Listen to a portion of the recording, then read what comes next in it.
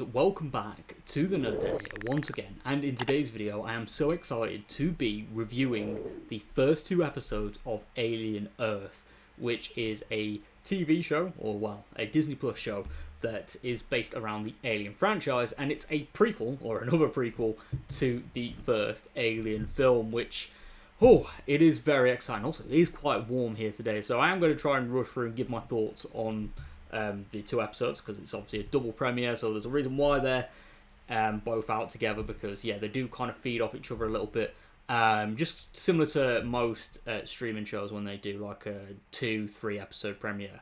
But wow, can I just say, this series has gotten off to a really strong start, and when I sat down this morning to watch Alien Earth, like, I hadn't watched much or any of the promo stuff. All I knew that it was coming, and obviously that it was going to be a prequel. So when I sat down and watched it, I was like, okay, what is this going to be about? And the beginning did kind of make me think a lot about the first Alien film, Alien Isolation, the sense of the ship crew and that sort of mildly disjointed family unit that the crew obviously becomes. And yes, I will obviously be talking about like mild spoilers here and there, but obviously, things don't go well. Similar to what we see in the first Alien film, in Alien Romulus, and Alien Isolation as well. Things get a little bit hectic, and obviously the Xenomorph wreaks havoc on the ship. We don't really see too much of that. I do kind of like how it kind of skips over the stuff that we've seen so many times of the Xenomorph building up its presence from the facehugger all the way to becoming a full-blown alien specimen. We've seen that countless times. I do like how there's little flashes of the alien attacking and stuff, which I think works really well. And then obviously the setup of the ship crashing on Earth, which is a really interesting setting as well to have the Xenomorph, because it, when this was announced and like the whole setting and stuff and the timeline, people were worried that it was going to contradict stuff that was already established in alien continuity. And as far as I'm aware, there hasn't been anything that has contradicted or changed the canon as of yet, but obviously we've still got a fair few episodes to go, so that could easily change. But honestly, just looking at it as its own entity, which for 2 episodes, I feel like I didn't need too much prior knowledge to the Alien franchise. Obviously, yes, this is a prequel, but in terms of knowing that, certain things, like, I don't have to understand certain things, like the first 10 minutes or so do kind of establish the way the Alien universe is currently working in terms of like who's in charge, why they're after certain things, etc. It kind of sets up goals and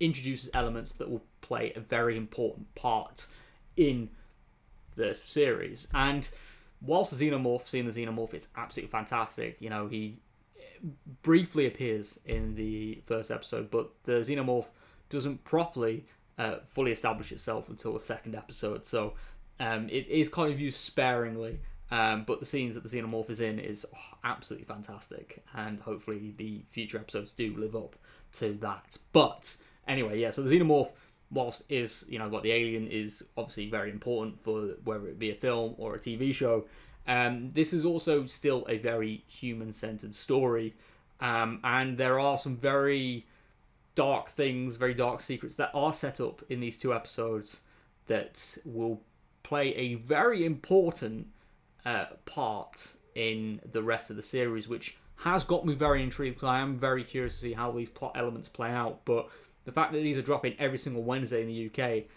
like, this is the first time in a very long time where I'd want to watch a TV show and want to watch it as soon as possible to avoid spoilers, because especially in the era of streaming and stuff like that, and the oversaturation of huge IPs, it's nice to see, alongside Alien Romulus last year, that Aliens kind of had a revival of sorts. It's gone back to its roots, but it's also been modernised in certain ways.